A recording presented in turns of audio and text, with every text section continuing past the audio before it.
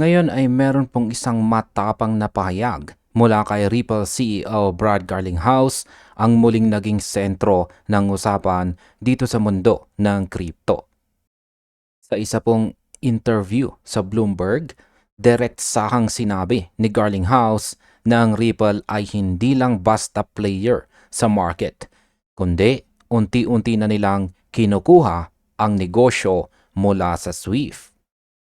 Hindi po ito biro, sapagkat ayon po kay Garlinghouse, ang kanilang daily execution ay nakatutok sa pagbuo ng isang alternatibong infrastructure na direktang tatalo sa luma at mabagal na sistema ng Swift. Habang ang marami ay umaasa sa isang partnership sa pagitan ng dalawa, malinaw po ang mensahe ni Brad na kami ang kapalit. Pero habang nangyayari ang dambuhalang takeover na ito sa fundamental side, ano naman ang sinasabi ng ating mga charts? Bakit tila may tensyon sa ating support levels? Sa balitang ito ay pagsasamahin po natin ang matapang na balitang ito at ang ating technical indicators para malaman kung handa na ba sa XRP sa susunod na malaking galaw. Balikan natin ang pinagmulan ng pahayag na ito. Maraming haka-haka na baka magsanib puwersa ang Ripple at saka Swift. Pero sa interview ni Garlinghouse sa Bloomberg, tinuldukan niya ang mga chismis na ito. Sinabi po niya na ang Ripple ay hindi binuo para makipag-integrate sa mga legacy systems, kundi para palitan o mas pagandahin ang paraan ng global financial messaging at saka settlement. Ang Ripple ay hindi lumalapit sa mga dambuhalang institution bilang partner, kundi bilang isang competitor na handang kumuha ng market share sa cross-border transactions. Ito po ang dahilan kung bakit ang XRP researcher na si Smoke ay muling binuhay ang context na ito. Dahil ang ambisyon ng Ripple mula noong 2018 ay mas nagiging realidad na ngayong taong 2026. Ang masasabi ko naman tungkol dito ay dito po tayo magsimulang tumingin sa ating technical charts. Dahil napaka-interesting ng timing ng balitang ito dito po sa ating daily chart. Sa kasalukuyan, ang presyo po ni XRP ay nasa $1.31. Kung titignan po natin ang ating major support na 1.3211 dito, mapapansin natin na ito ang ating battleground. Nitong mga nakalipas na March 27 hanggang March 31, paulit-ulit na sinubukan ng presyo na basagin ang 1.3211 na support natin dito. Pero nabigo ang mga bears. Ibig pong sabihin, matindi ang depensa sa price level na ito. Pero heto po ang kailangan nating bantayan. Ang ating Hall-Suit indicator dito ay kasalukuyang red at ito ay naka-curve downward. Ibig pong sabihin, ang gravity ay hila-hila pa rin tayo pababa. Kahit gaano kaganda ang balita na tatalunin natin ang Swift, ang chart ay nagsasabing kailangan muna nating protektahan ang ating bakuran. Sa ngayon, ang $1.31 price action ay nasa ilalim po ng 1.3211 support na medyo alanganin na position. Kaya masasabi ko po rito ay ang fundamental news ni Brad ay ang long-term fuel. Pero ang Hall-Suit na red ay naka-curve pababa ay ang short-term break. Kailangan po nating makitang mag-flatten ang curve na ito bago tayo tuluyang maniwala na sapat na ang momentum para sa isang rebound. Ang strategy ni Ripple ay nakabase po sa bilis at efficiency. Ang traditional correspondent banking system ay tumatagal ng 3 hanggang 5 araw para mag-settle ng pera. Sa XRP Ledger, segundo lamang ang bibilangin. Ito po ang dahilan kung bakit sinasabi ni Garlinghouse na taking business away from SWIFT is a daily reality. Sila ang faster and more efficient alternative. Tignan po natin dito ang ating QQE mod indicator. Itong nakalipas na March 7 hanggang March 30, mayroon tayong apat na lumalaking mga red bars. Pero noong March 31 at saka April 1, nagsimula po itong lumiliit. Isang magandang sinyales sana ng momentum exhaustion. Pero heto po ang plot twist. Kahapon at ngayong araw, ang mga red bars ay muling lumaki ang sukat. Ibig pong sabihin, ang momentum pababa ay muling nabuhay. Ang tanong ay bakit ito nangyayari sa kabila ng magandang balita? Sa tingin ko po, ito ang tinatawag nating support testing.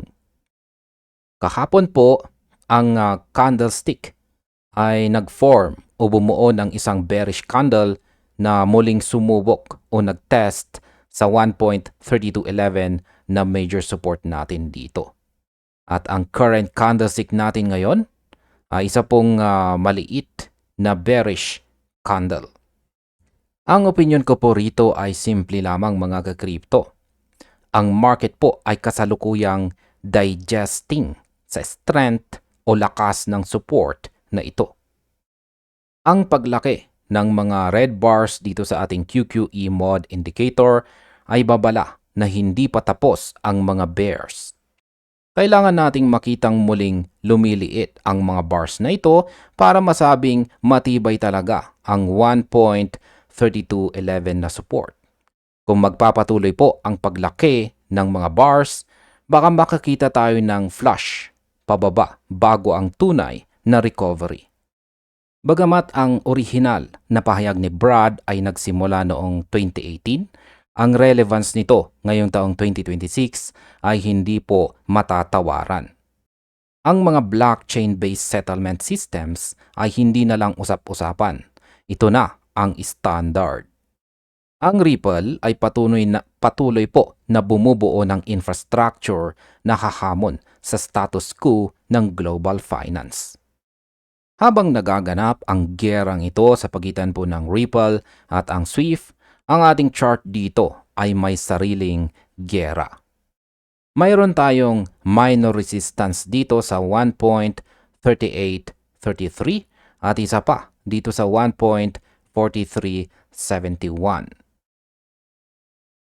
At maliban po dyan ay meron po tayong isang major resistance dito sa 1.5672. Bago po natin pangarapin ang major resistance dito sa 1.5672, kailangan muna nating malampasan ang mga minor hurdles o harang dito. Ang presyong $1.31 ay napakalapit sa ating next major support na 1.3211 kung saan ay nagsisilbi ring pivot point dito sa ating chart.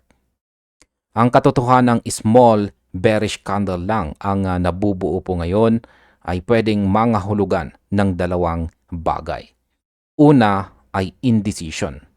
Hindi alam ng market kung susunod ba sa bearish momentum ng QQE mod o sa bullish fundamental news. Pangalawa ay ang tinatawag na absorption. Binibili po ng mga bulls ang bawat sell order sa area na ito.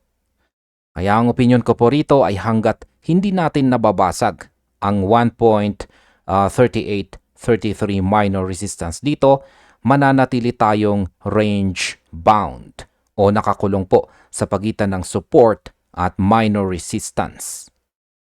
Ang 1.5672 dito ay malayo pa. Pero hindi imposible kung magagawa nating i-flip ang Hallsuit indicator dito sa green, patungong kulay green. Ang roadmap ni Ripple ay hindi po overnight success. Ito po ay taon-taon na pagtatrabaho. Ang bawat partnership, bawat liquidity hub at bawat central bank digital currency o CBDC project ay isang pako sa kabaong ng lumang sistema. Ang mensahe po ni Brad sa Bloomberg ay isang paalala na ang Ripple ay narito para manalo, hindi po para makipag-compromise. Balikan po natin ang ating QQE mod pattern dito. Ang paglaki ng red bar kahapon at ngayong araw ay nagpapakita na ang momentum shift noong March 31 ay isa pong false signal o pansamantalang paghina lamang. Ito po ang dahilan kung bakit napaka-importante ng kumpirmasyon o confirmation. Ang opinion ko po sa current price action ngayon ay ang pag-test muli sa 1.3211 na support dito ay kailangan pong maging successful defense.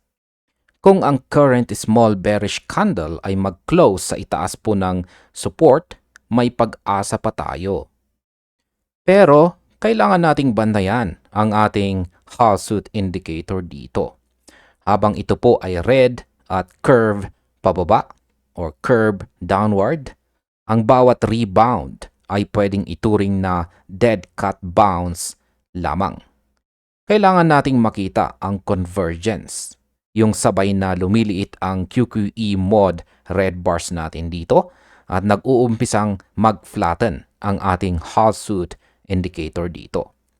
Kapag nangyari po yan, kasabay ng balitang taking over SWIFT, dito na natin makikita ang pagbasag sa 1.3833 at 1.4371 na minor resistances patungo po sa ating major target sa mas mataas na presyo. Kailangang maintindihan po ng bawat trader na ang fundamentals o ang balita ay ang nagbibigay ng direksyon sa presyo sa mahabang panahon. Pero ang technicals o ang mga indicators ang nagbibigay po sa atin ng timing. Ang balita po ni Brad ay 10 out of 10 ang ganda. Pero ang chart momentum ay kasalukuyang 4 out of 10. Ibig pong sabihin, kailangan ng pasensya.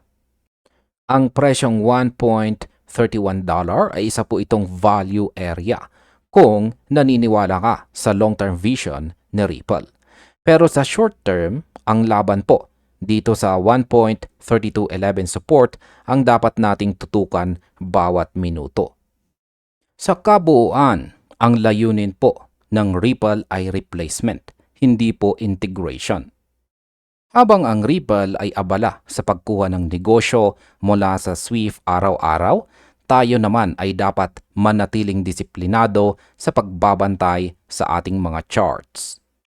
Ang 1.3211 support ay ang ating huling linya ng depensa at ang 1.5672 resistance po dito sa itaas ang ating ultimate goal. Kaya wag pong tayong magpadala sa emosyon ng bawat maliit na candle. Gamitin po natin ang Hallsuit indicator para malaman ang trend at ang QQE mod indicator natin para malaman ang lakas ng momentum. Ang realidad ng taong 2026 ay narito na. Ang blockchain ay hindi na pangarap. Ito na ang katotohanan. Ngayon ay dito naman po tayo kay Bitcoin.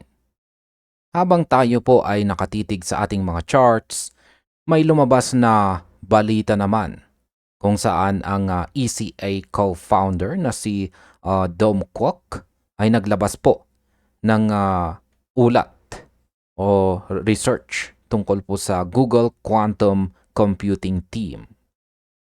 At ang nakakagulat po sa research na ito ay ang cryptographic protection ng Bitcoin ay posibleng makrack sa loob lamang daw ng wala pang 9 na minuto o 9 minutes. Hindi na ito science fiction, mga ka-crypto. Ayon po sa bagong datos, may 41% success rate ang mga quantum computers sa ilalim ng specific conditions para pasukin ang elliptic curve cryptography na siyang security model ng Bitcoin. Kung dati ay akala natin ay kailangan ng milyong-milyong qubits, ngayon ay lumalabas po na 500,000 qubits na lang ay sapat na.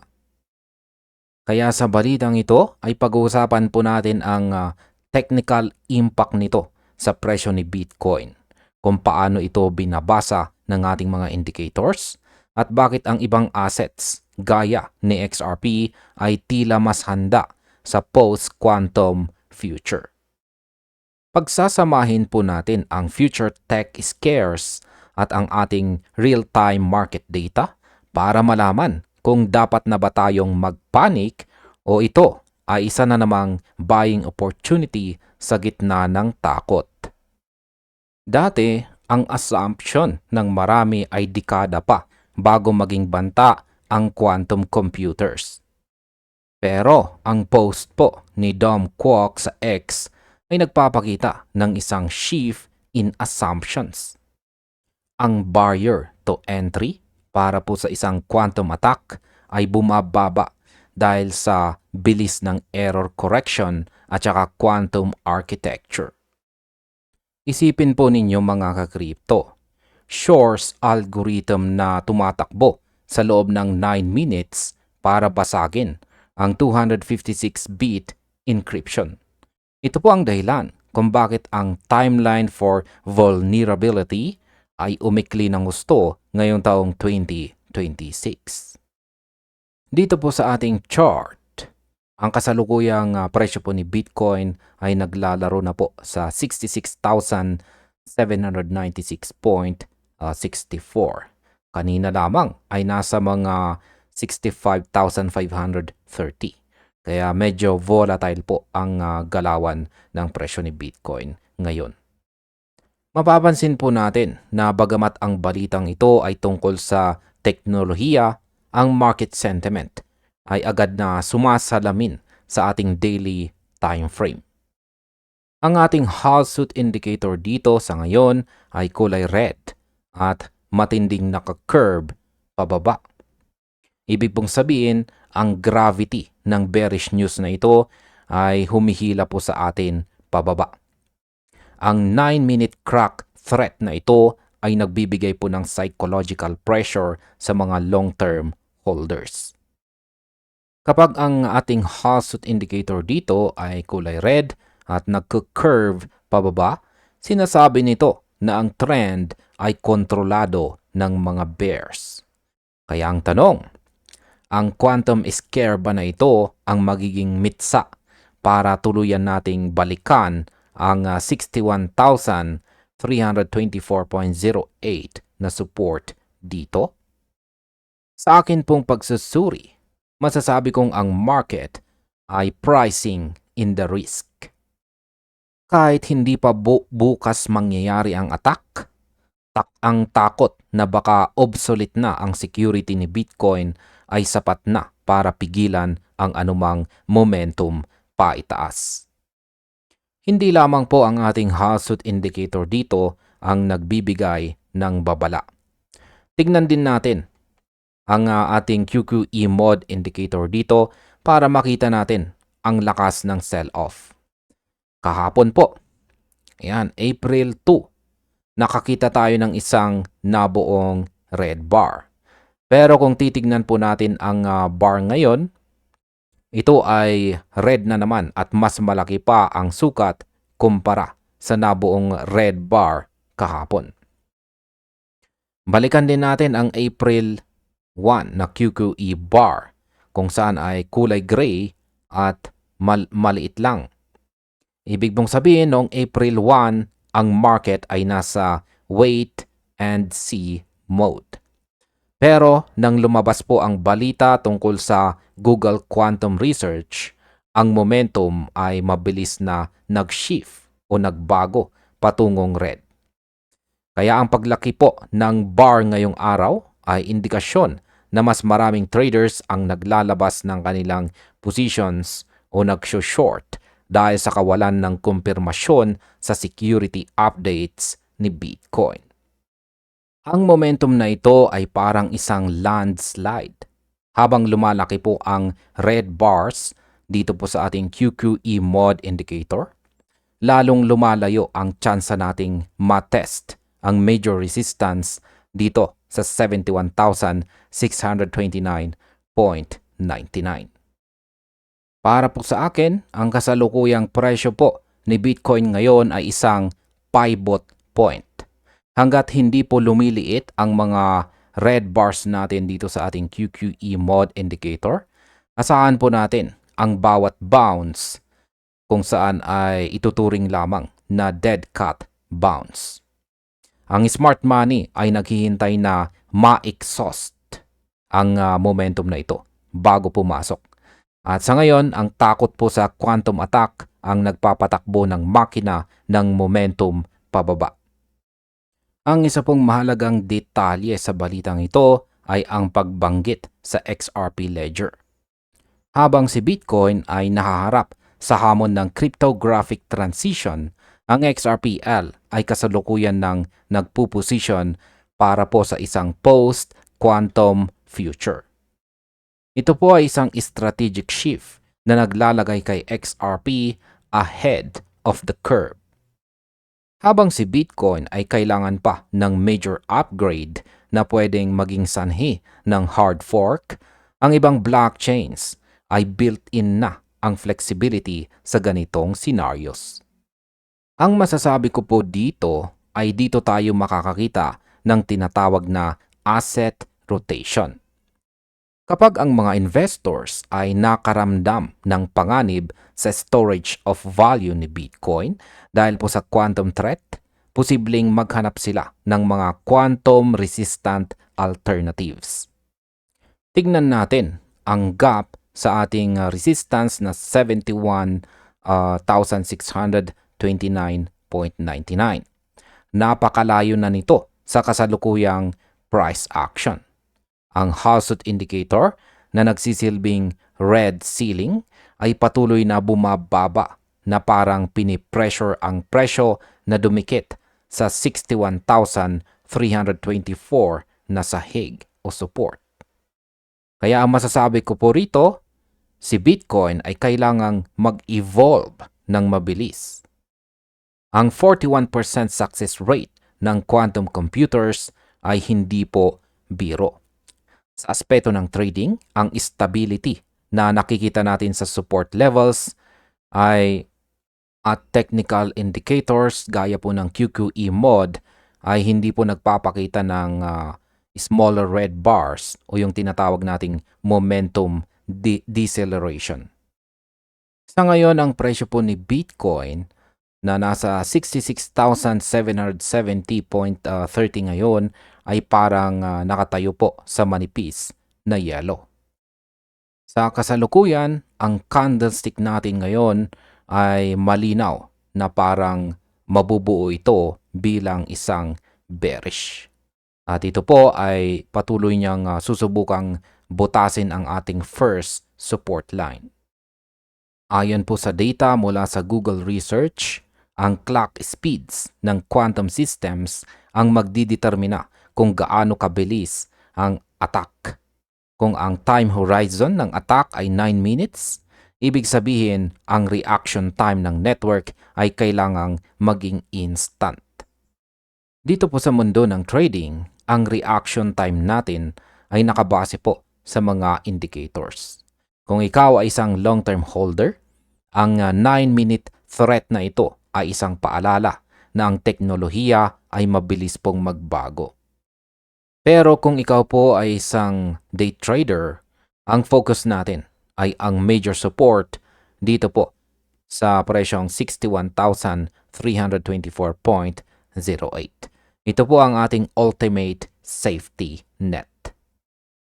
Pagdating po sa aking technical na pananaw, ang kasalukuyang bearish candle o kasalukuyang candlestick natin ngayon ay kailangan pong mag-iwan ng mahabang lower wick o buntot sa ibaba bago matapos ang araw na ito. para masabi po nating may buying interest.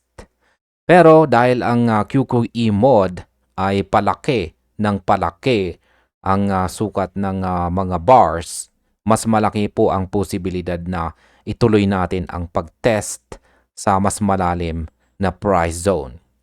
Kaya wag po tayong maging emosyonal. Tignan po natin ang data. Ang quantum news ay fundamental noise na nagpapalakas sa technical signals ng ating mga indicators.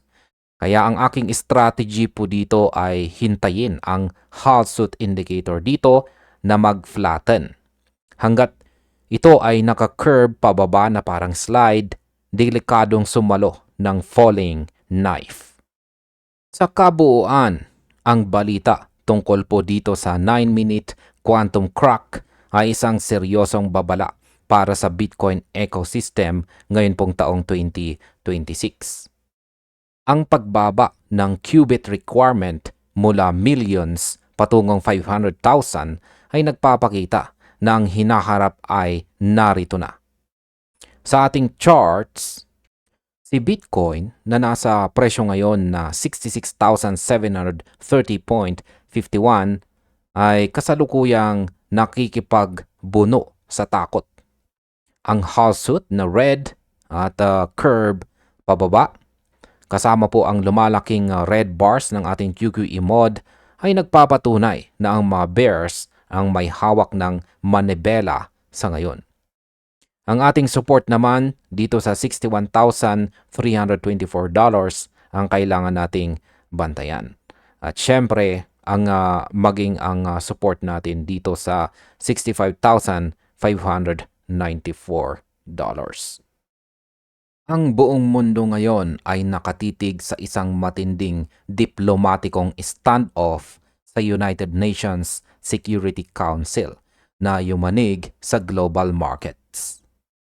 Sa isang hindi inaasahang galaw, hinarang po ng Russia, China at France ang UN resolution na sana ay magbibigay ng pahintulot na gumamit ng military force para buksan muli ang Strait of Hormuz. Dahil dito, ang presyo po ng langis ay biglang lumipad ng mahigit 11% at lumampas na po sa $111 per barrel nitong nakalipas po na Biyernes. Habang umaakyat po ang langis, si Bitcoin at XRP ay kasalukuyang nakakaranas ng matinding selling pressure. Si Bitcoin po kahapon ay bumagsak na sa $66,000 na price level. Pero sa ngayon, kasalukuyan na po siyang naglalaro sa 66,548.03. Habang si XRP naman ay kasalukuyang nakikipaglaban para sa kanyang buhay sa chart. Sa balitang ito ay pag-uusapan po natin ang koneksyon ng giyera sa Middle East sa ating mga indicators na Halsuit at saka QQE mod. Pag-uusapan din natin kung bakit ang worst energy crisis in history ay nagiging mitsa ng posibleng crypto crash. Ang Strait of Hormuz ay ang pinaka-importanting choke point sa mundo para sa langis. Noong hinarang po ng Russia, China at France ang resolution na draft ng Bahrain, sinelyuhan po nila ang pananatiling sarado ng rotang ito. Ayon po sa US intelligence, 50% ng mga missile launchers at drones ng Iran ay nananatiling intact sa kabila ng mga strikes ng US at Israel. Ibig pong sabihin, mananatiling sarado ang kipot at ang supply ng langis sa buong mundo ay lalong hihigpit ngayong buwan ng April. Ang current candlestick po natin dito ay isa pong small bearish candle. Kaya masasabi kong napakadelikado ng posisyon natin dahil ang ating Halsuit indicator ay kasalukuyang red at ito po ay nagpa-curve pababa. Ang downward curve na ito ay nagsisilbing pabigat sa presyo. Habang ang mundo ay natatakot sa $111 na oil price, ang mga investors ay lumalayo sa risk assets gaya po ni XRP. Ang 1.3211 support natin dito ang ating huling depensa. Kung ang geopolitical tension sa Hormuz ay hindi po humupa, baka ang support na ito, baka ang support na ito na matagal nating pinangalagaan ay tuluyan ng bumigay or mabasag. Kailangan nating makita na ang current bearish candlestick natin ay mag-transform ito ng hammer o doji para masabi po nating may pag-asa pang mag-rebound. Ngayon ay hindi lamang po si XRP ang nagre-red. Si Bitcoin ay bumagsak na rin po kanina ng mahigit 3% kung saan ay nasa presyong 66,504. Sa ngayon, siya na po ay naglalaro sa 66,599.49. Ang trading volume ay bumaba po ng 12% dahil ang mga traders ay naghahanda para sa non-farm payrolls data at options expiry ngayon. Sinasabi ng mga analyst na si Bitcoin ay bumuo na ng isang bearish flag formation. At kung magpapatuloy po ito, baka makita po natin si Bitcoin sa presyong $60,000 na level o baka mas mababa pa. Ayan, pakita ko po yung bearish flag pattern natin dito. Kailangan po nating i-zoom out. Ayan, yung kanyang flagpole ay ito pong kulay orange na yan. At yung kanyang flag ay ito po yung dalawang kulay green na linya. Ayan, zoom in po natin. At nagkaroon na po tayo ng breakout dito sa kanyang lower portion kung saan ay naganap noong March 26. Balikan po natin ang daily chart time frame dito na XRP para sa ating QQE mod indicator dito. Tingnan po natin ang nangyari kahapon at ang current red bar natin ngayon. Muli po silang lumalaki or muli pong lumalaki ang sukat ng mga ito. Ibig pong sabihin ay nag-restart ang bearish momentum. Ang veto sa UN at ang pagtalon ng presyo ng langis ay nagbigay po ng bagong lakas sa mga bears. Kaya para po sa aking technical na pananaw, ang lumalaking red bars sa QQE mod habang tinetest ang 1.3211 na support ay isang napakasamang sinyales. Ipinapakita po nito na ang selling pressure ay hindi pa tapos. Ang ating major resistance naman na nasa 1.5672 dito po sa itaas, ayan dito, ay kailangan po nating malampasan ang mga minor resistance na 1.3833 at 1.4371 bago po natin marating ang major resistance na 1.5672. Pero hanggat ang ating QQE mod indicator dito ay naglalabas ng palaki na mga red bars, ang pag-akyat sa 1.3833 na minor resistance ay parang pag-akyat sa isang matarik na bundok habang may daladalang mabigat na sako ng bigas. Ang International Energy Agency o IEA Executive Director na si Fatih Birol ay tinawag itong worst energy crisis in history.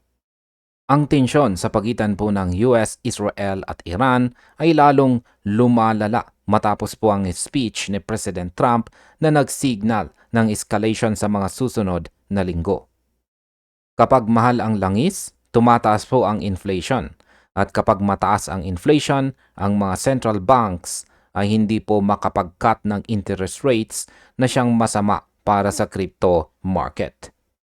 Ang masasabi ko po ay ang $111 oil price ay direktang tumatama sa liquidity ng crypto. Kung titingnan natin ang ating chart, si XRP ay naipit sa isang napakasikip na range. Ang katotohanang nabigo tayong i-break ang 1.3211 support nitong nakaraang linggo ay nagpapakita na may mga big buyers sa area na ito. Pero sa aking opinyon, ang pasensya ng mga buyers na ito ay sinusubok na. Kapag titignan po natin ang Hall Suite indicator na red downward curve, kasabay po ng lumalaking red bar sa ating QQE mode dito, sinasabi nito ng smart money ay posibleng naghihintay ng mas malalim na discount. Ang presyo po ngayon na nasa 1.31 ay kasalukuyang nasa ilalim na ng ating major support dito. Ang daily candle natin ngayon ay magsasara. Ayan, kung ang ating daily candle natin ngayon ay magsasara sa ibaba ng 1.3211 na support dito, ang ating susunod na target ay ang next major support na nasa mas mababang price level pa. Kaya ang masasabi ko po rito bilang isang trader ay wag po tayo maging over-aggressive. Ang 1.3211 ay dating kuta na ngayon ay nagiging marupok na dahil po sa geopolitical pressure. Kailangan nating makita ang QQE mod indicator dito na lumiit muli bago tayo magkaroon ng kumpirmasyon na ang mga bulls ay bumabalik na sa laban.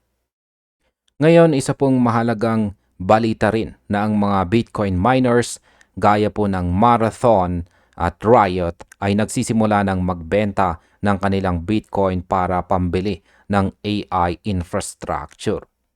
Ang ilang corporate treasuries ay nagbebenta na rin ng kanilang holdings para kumuha ng cash. Bagamat ang Metaplanet ay bumili pa ng dagdag na Bitcoin, ang pangkalahatang sentiment ay fear. Sa aking opinyon, ang pagbebenta ng mga miners at corporate treasuries ay nagdadagdag ng supply sa market habang ang demand ay mababa. Dito po sa ating XRP chart, mapapansin po natin na ang minor resistance po natin dito sa 1.3833 ay hindi man lang natin masubukan sa mga nakaraang araw. At bakit? Dahil ang momentum ay nasa gilid ng mga bears. Kaya ang opinion ko po sa sitwasyong ito, sa XRP ay sumusunod sa galaw ni Bitcoin at si Bitcoin naman ay sumusunod sa galaw ng global macro events. Yan po ang oil at ang UN resolution. Kaya sa numerical analysis, ang resistance po natin, major resistance po natin dito sa itaas na 1.5672 ay mukhang napakalayo na sa ngayon. Hanggat ang Hall Suite indicator natin ay hindi po nagpapalit ng kulay patungong green, ang bawat bounce ay tuturing po nating dead cat bounce o panandali ang pag-akyat bago ang panibagong pagbagsak. Ang 1.3211 support test na nangyari ngayon ay ang pinakaimportanteng labanan para sa linggong ito. Kung ito ay tuluyang mabasag, kailangan nating maging handa sa mas matinding volatility. At sa kabuuan, ang mundo ay nasa bingit ng isang matinding krisis sa enerhiya at diplomatikong gyera. Ang blockade sa Strait of Hormuz at ang pagtalon ng langis sa $111 ay hindi lamang usaping pang-ekonomiya. Ito po ay direktang tumatama sa ating mga crypto portfolios. Sa XRP at Bitcoin ay nasa testing phase, kung saan ang bawat support level ay sinusubok ng matinding selling pressure. Tila nagkatotoo ang eksena sa Matrix para po sa ating mga XRP holders. Ayon po sa mga pahayag ni Ripple President Monica Long, opisyal nang ibinagsak ng Ripple ang tinatawag nilang Red Pill. Hindi po ito tungkol sa pelikula, kundi tungkol sa pag-expand ng capabilities ng digital identity sa XRP ledger. Isipin po ninyo ito mga ka-crypto, ang inyong personal information, pati na ang inyong KYC at maging ang inyong DNA data ay pwede nang maging private at portable tokens sa loob ng XRPL. Ito ay isang napakalaking balita na ibinahagi rin ni John Square sa community. Pero habang ang fundamental news na ito ay parang isang sci-fi movie, ang ating chart ay may ibang kwentong sinasabi. Pag-usapan po natin ang teknolohiyang ito kasabay ng ating napaka-importanting technical analysis dahil sa mga oras na ito, ang presyo po ni XRP ay nasa gitna ng isang matinding labanan. Ang Digital Identity or DID Amendment na nag-launch noong nakalipas na taong 2024 ay naging pundasyon ng lahat ng ito.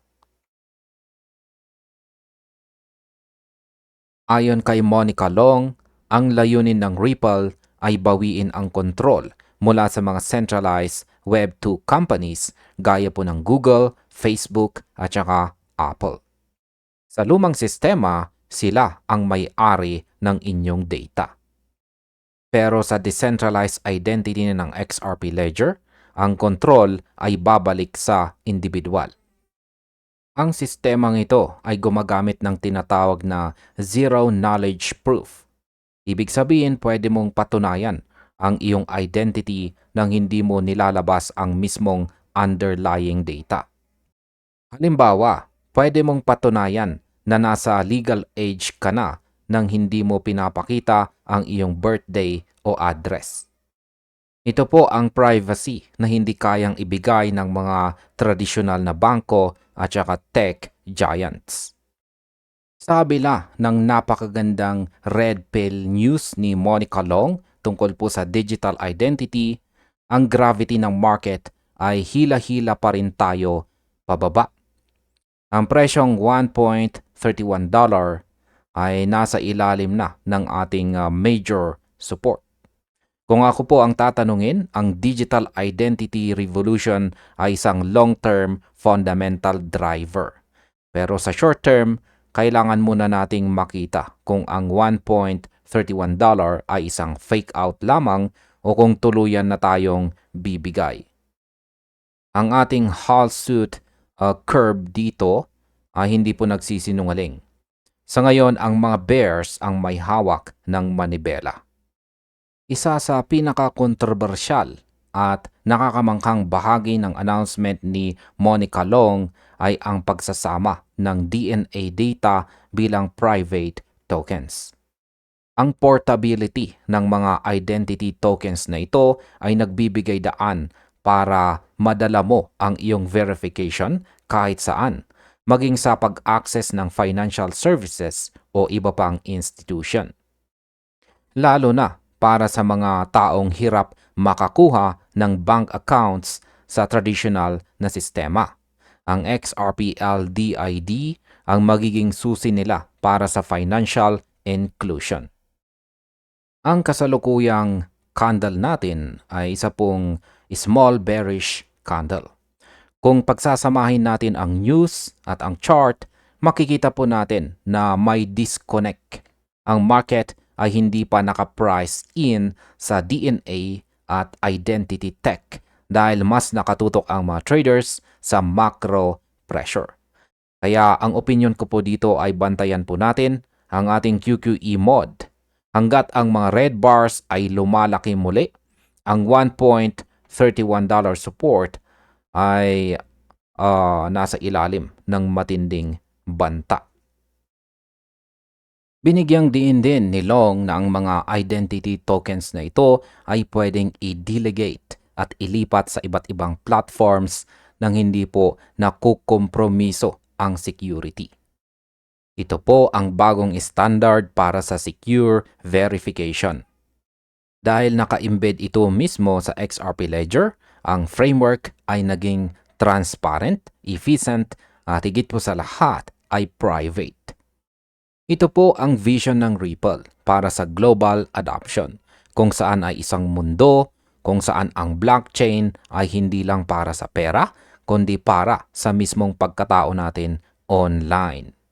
Ang opinyon ko po sa balitang ito ni Monica Long ay ito po ay isang red pill dahil binubuksan ito ang ating mata sa utility ng XRPL na lampas sa payments. Kailangan nating maintindihan na ang DNA on the ledger ay isa pong futuristic na concept. Maaring hindi po ito agad mag-translate sa presyo ngayon, pero ito ay naglalatag po ng matibay na pundasyon para sa taong ito o 2026 adoption. Dahil sa Zero Knowledge Proof, si XRP ay nagiging leading platform para sa secure digital identity. Ito po ay patunay na ang blockchain technology ay kayang magbigay ng privacy at proof ng walang kompromiso. Si Monica Long ay nagsiset ng bagong standard. Ang simplicity ng system na ito ang magdadala sa global financial transformation na matagal na nating hinihintay. Sa aking kabuang opinyon, ang balitang ito mula kay Monica Long ay ang utility fuel na kailangan ng XRP para sa susunod na bull run. Pero kailangan nating igalang ang ating mga indicators. Ang Hallsuit na kulay red at nag-curve pababa ay isa pong signal na kailangan nating maging cautious. Huwag pong mag-FOMO dahil lang sa balita. Hintayin natin na ang kandila ay mag-close or ang candlestick ay magsara sa itaas po ng ating support dito sa 1.3211 at maliban po dyan ay makita natin ang pagliit ng mga QQE mod red bars natin dito. Sa sandaling mangyari po yan ang 1.3833 at ang 1.4371 na mga resistance natin dito ay magiging easy targets bago po tayo tumulak sa mas mataas na major resistance na 1.5672. Kaya ang red pill ay nandito na. Nasa atin na kung paano natin ito gagamitin sa ating trading strategy. Malinaw po ang vision ng Ripple kung saan ay ibalik ang kontrol sa tao. Ang DNA data at personal information ay hindi na pagmamay-ari ng mga tech giants, kundi nakatago na sa ilalim ng inyong kontrol sa XRP ledger. Kaya bukas muli pong mag-i-evolve ang market. Kaya manatili po tayong alerto sa ating mga charts, bantayan natin ang support at lagi po nating tandaan na ang bawat fundamental news ay kailangang may kumpirmasyon mula sa ating mga technical indicators. Meron pong isang research paper mula mismo sa Google ang nagbigay ng isang napakalaking confirmation tungkol po sa XRP ledger. Ayon po sa balita natin dito, formal nang kinumpirma ng Google na ang XRP ledger ay nag-deploy na ng post-quantum NML DSA signatures sa kanilang AlphaNet test instance. Habang si Bitcoin at Ethereum ay itinuturing pa ring quantum vulnerable o madaling mahak ng mga future quantum computers, sa XRP ay tumatayo ngayon bilang leader sa post-quantum cryptography.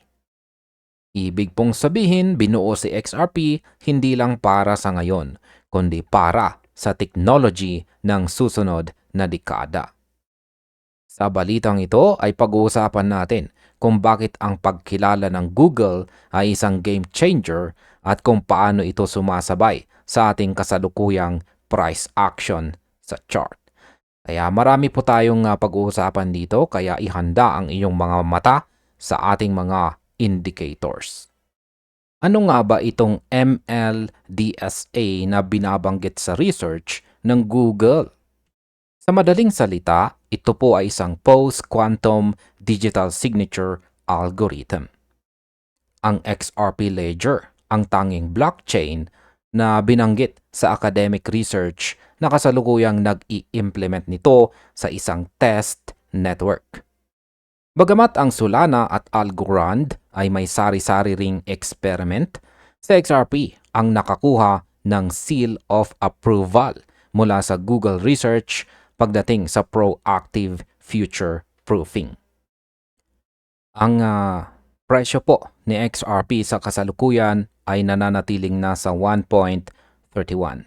To be exact, ito po ay naglalaro sa 1.3194. At ayan, napansin nyo ba? Kahit gaano kaganda ang balita mula sa Google, ang presyo ay tila heavy o mabigat. At ang katanungan po dito ay bakit? Ito po ang realidad ng market. Kahit may God-tier news mula sa Google, kung ang trend indicator gaya po ng ating Hall-Suit ay naka-curve pababa, mahihirapan po ang presyo na umakyat agad. Sa aking opinyon, ang Google News o balitang ito ay isang long-term fundamental anchor. Pero sa short term, kailangan po muna nating makuha ang bullish flip sa ating Hall-Suit indicator dito. Kaya hanggat red ang curve, ang $1.31 na presyo ay mananatiling battlefield. Sinasamantala ng smart money ang quantum proof news para mag-accumulate habang ang indicators ay bearish pa. Ngayon ay hindi lamang po quantum security ang hatid ng XRP Ledger. Ito rin ay may kakayahang humawak ng RWA o Real World Asset Tokenization. Sa katunayan, hawak nito ang halos 2/3 ng lahat ng short-dated US Treasury Bill tokens. Ang post-quantum updates na ito ay magbibigay po ng kumpiyansa sa mga institution na gamitin sa XRP para sa high-value transactions nang walang takot sa future hacks. Ang ating QQE mod indicator dito ay sa kasalukuyan ay nagpapakita or bumubuo ng red bar kung saan ay muling lumalaki ang sukat nito. Ang ibig pong sabihin nito ay ang momentum pababa ay muling bumubuelo. Kaya ang tanong ay bakit nangyayari ito sa kabila ng Google Research paper? Sa tingin ko po, ito ang tinatawag na liquidity hunt. Alam ng mga big players na marami po ang papasok dahil po sa Google News. Kaya pilit nilang ibinabaon ang presyo para ma-hit ang mga stop losses sa ilalim ng 1.3211 support dito. Kaya ang masasabi ko po sa ating QQE mod indicator dito ay huwag po tayong magpadala sa emosyon. Ang paglaki ng red bar ngayon ay indikasyon na hindi pa tapos ang labanan dito sa support. Kailangan nating makakita ng blue bar o kahit man lang pagliit ng red bar bago natin masabing safe to enter na tayo sa gitna ng Google hype. Sa ngayon, ang presyong $1.31 ay discounted kung titignan natin ang long-term value ng quantum security. Pero bilang trader, kailangan nating irespeto ang ating chart. Ang paglaki po ng red bar dito sa ating QQE mod ay nagsasabing may selling pressure pa. Ang 1.3211 support ay kailangan pong mag-hold dito sa daily close. Kung magsasara po tayo sa ilalim nito ng may malaking body, yan, or katawan ng candlestick, ang susunod na major support ay malayo pa. Pero kung mag-iwan tayo ng weak o buntot sa ilalim ng 1.3211 dito, yan po ang sinyalis ng buying pressure mula sa mga nakabasa ng Google Research paper. Ang quantum safety ay para po sa future, pero ang 1.3211 support dito ay para sa ngayon. Maraming blockchain ang nagtatangkang maging quantum proof gaya po ng Solana at Algorand. Pero bakit si XRP ang binigyan ng pansin sa academic research? Yan po ay dahil ang XRP Ledger architecture ay sadyang flexible para sa post-quantum cryptography integration. Ang AlphaNet test network ng Ripple ay naging gold standard para sa mga developers na gustong mag-test ng security protocols bago ang mass adoption. Habang lumalaki ang red bars dito sa ating QQE mod indicator, lalong tumitindi ang pressure. Kaya ang masasabi ko po sa sitwasyong ito, ang Google News ay ang lag na idinagdag sa apoy o kahoy. Pero kailangan muna nating hintayin ang oxygen. At ang oxygen na yan ay ang paghina ng cell volume. Kung ang Google Research Confirmation ay seryosong factor, ang 1.3211 ay dapat pong maging concrete floor or matibay na sahig. Sa sandaling magbago ang ating QQE mode bars mula po sa malaki patungong maliit, iyan na ang hudyat na ang quantum rally ay magsisimula na patungong 1.3833 at 1.4371. Sa kabuuan, ang pagkilala ng Google sa XRP Ledger bilang isang blockchain na may post-quantum ML DSA signatures ay isang dambuhalang milestone. Hindi lang ito usaping presyo. Ito po ay usaping survival sa susunod na technological revolution. Habang ang ibang networks ay nangangapa, si XRP ay handa na. Isa pong napakatapang na mensahe dito ang binitawan ng kilalang analyst na si Egrag Crypto para po sa ating lahat na mga XRP holders. Ang sabi po niya, you are either early or you are exit liquidity. Isa pong linyang masakit pakinggan pero kailangan nating intindihin kung ayaw nating maging biktima ng market. Ayon po sa balitang ito, si Egrag ay nagbigay ng isang seryosong assessment tungkol po sa kasalukuyang galaw na XRP at kung bakit ang noise o ingay sa paligid ay pwedeng magligaw po sa atin. Hindi lang ito tungkol sa hype. Ito po ay tungkol sa structure, disiplina at ang kakayahang makita ang kaibahan ng isang relief rally sa isang tunay na bullish confirmation.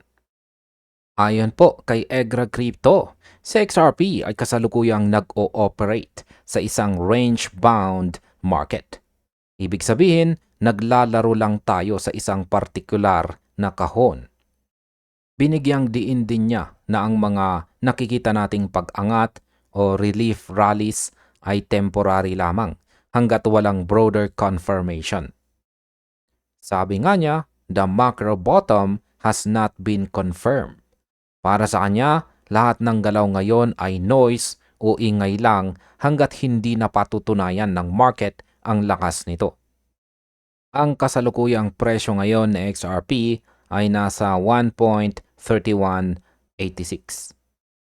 Sumasang-ayon po ako kay Egrag na noise lamang ang mga maliliit na talbog hanggat ang hasut ay red pa rin. Kapag ang indicator na ito ay naka-curve pababa, sinasabi nito sa atin na ang bawat subok nating umakyat ay uumpog lamang sa mga minor resistance natin. Gaya po ng 1.3833 dito. Ang isa sa pinakamahalagang milestones na binanggit ni Egrag ay ang monthly close above $2. Sabi niya, ito ang key development na dapat abangan ng mga investors. Ang huling beses na nag-close po tayo sa itaas ng $2 ay noong November 2025 pa. Hanggat hindi natin nababawi ang price level na yan, ang long-term bullish reversal ay hindi pa officially confirmed sa macro level. Ang red bar kahapon dito ay biglang lumaki ang sukat at ang current o kasalukuyang red bar natin ngayon ay lumalaki na rin. Ibig pong sabihin ang momentum pababa ay muling bumubuelo. Ito ang dahilan kung bakit mahirap abutin ang $2 target sa ngayon. Kapag ang ating QQE mod indicator ay nagpapakita ng expanding red bars, Sinasabi nito sa atin na ang mga sellers ay muling bumabalik sa eksena. Bagamat nakalabas na tayo sa tinatawag ni EGRAG na chasm zone, ang momentum natin dito sa daily chart ay hindi pa aligned o tugma sa kanyang $2 vision. Kaya ang opinion ko po rito, ang monthly close ay malayo pa. Pero ang daily struggle natin sa 1.3211 dito ang siyang magdidetermina kung makakabuelo tayo pa itaas. Kung magpapatuloy po ang paglaki ng red bars dito sa ating QQE mod indicator dito, asahan po natin ang mas matinding pressure sa ating support level. Kaya kailangan nating makita na mag-shrink o lumiit ulit ang mga bars na ito para masabi nating tapos na ang bearish wave. Sa kabila ng pagiging cautious o maingat, hindi po binabago ni EGRAG Crypto ang kanyang long-term targets. Nanatili siyang matatag sa kanyang milestones na $15, $27 at saka $50.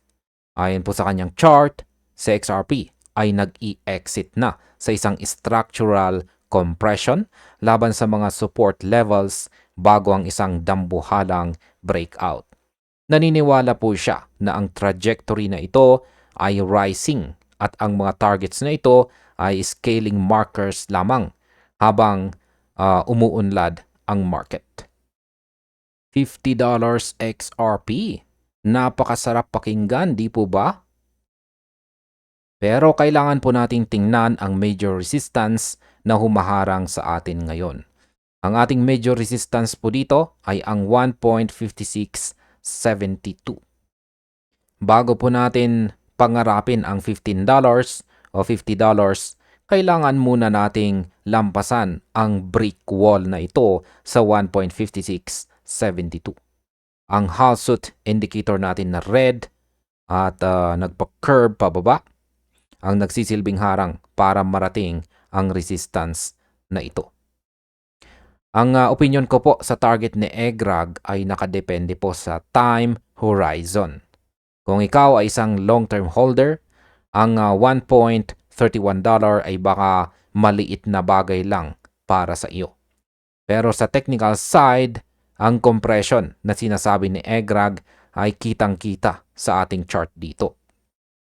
Pinipiga tayo sa pagitan po ng 1.3211 support at ng ating mga minor resistances na 1.3833 at saka 1.4371.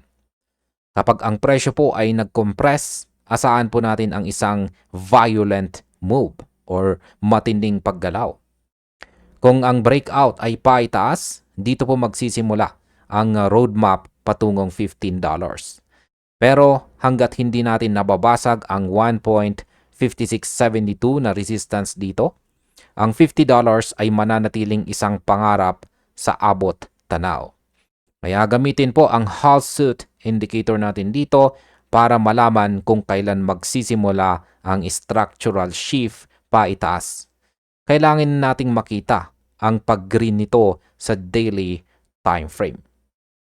Isa pong napakabigat na babala o warning ang binitawan ni EGRAG tungkol sa exit liquidity. Sabi niya, kung sinunod ninyo ang mga taong hindi naman talaga tinitrade ang kanilang sinasabi, kayo ay ginagawang liquidity o yung mga taong huling pumasok at naiiwang bag holders habang ang mga insiders ay nagbebenta na. Si EGRAG mismo ay nag-sell sa $3 at hindi po siya nagsisisi dahil mayroon po siyang strict trading plan. Napaka-importante po ng risk management na ito. Si EGRAG ay handang magdagdag sa kanyang position kung bababa pa ang presyo. Pero hindi po siya bibili dahil lamang sa hype. Sa ating chart, ang presyong $1.31 ang ating kasalukuyang base. Kung ikaw ay bibili rito, siguraduhin mong hindi ka magiging exit liquidity sa pamamagitan ng pagbabantay sa ating mga indicators.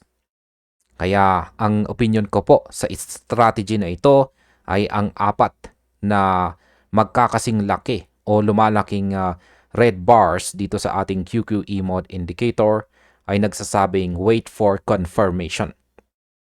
Huwag maging exit liquidity sa pamamagitan ng pag-all-in habang ang momentum ay pababa pa.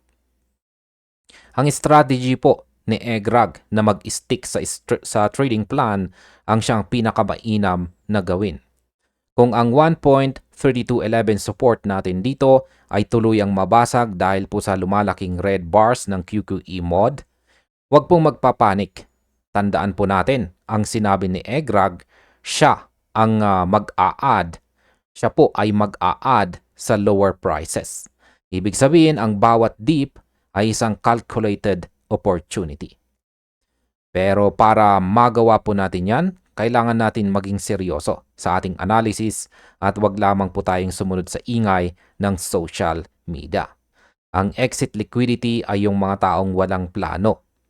Siguraduhin mong mayroon ka nito gamit ang ating indicators. Ikinonekta po ni EGRAG ang trajectory ni XRP sa mga strategic applications. Binanggit niya na si XRP ay perfect fit sa isang mundo kung saan ang mga bansa ay kailangang mag-exchange ng value ng walang trust o pagtitiwala sa isa't isa. Ito ay hindi na lang usaping trading asset, kundi isang global financial tool. Dito po nagtatagpo ang fundamental at saka technical. Ang fundamental news na ito ay ang magtutulak sa atin sa $2 monthly close na hinihintay ni EGRAG. Pero sa ating technical view, ang laban ay nasa daily time frame pa rin. Ang ating major resistance na nakapwesto dito sa 1.5672 ang unang threshold para sa international adoption na ito. Kaya ang aking opinyon, ang range-bound behavior na nakikita natin sa chart ay isang accumulation phase ng mga institution at mga bansa. Habang tayo ay kinakabahan sa bawat red candle na nagtitest po dito sa ating major support na 1.3211, ang mga big players ay tinitignan ito bilang pagkakataon. Pero muli, huwag nating kalimutan ang ating mga indicators. Ang Hallsuit indicator natin dito na kulay red at nag-curve downward ay paalala na ang accumulation ay pwede pong magtagal. Ang QQE mod indicator naman natin dito na may lumalaking red bars ay nagsasabing hindi pa tapos ang shakeout. Kaya maging mapagmatsyag po tayo. Sa oras na ma-reclaim po natin, mag-reclaim po tayo sa itaas ng 1.3211 ay makakita po tayo at saka makakita po tayo ng lumiliit na red bars. Yan na po ang hudyat na ang roadmap ni EGRAG patungong $15, $27 at $50 ay maaaring nagsisimula na. Sa kabuuan ng balitang ito, ang mensahe po ni EGRAG Crypto dito ay simple lamang. Magkaroon po ng plano, magtiwala sa analysis, at huwag pong maging exit liquidity. Ang $1.31 ay isang critical price level. At ang ating 1.3211 support dito ay ang bida ng ating chart sa mga susunod na araw. Sa ilalim po ng red Hallsuit indicator natin dito at lumalaking QQE mod red bars, ayan, dito sa ibaba, kailangan natin ng matinding pasensya. Bukas o sa mga susunod na araw, titignan po natin kung ang monthly close vision ni EGRAG ay magsisimulang magkatotoo. Kaya manatili po tayong alerto sa ating mga charts, bantayan po natin ang bawat mga candlesticks na nabubuo at lagi po nating tandaan ang planadong trader ay ang trader na hindi po nagiging liquidity ng iba. At ayan, hanggang dito na lamang po tayo sa video na ito mga ka-crypto. Marami pong salamat sa panonood.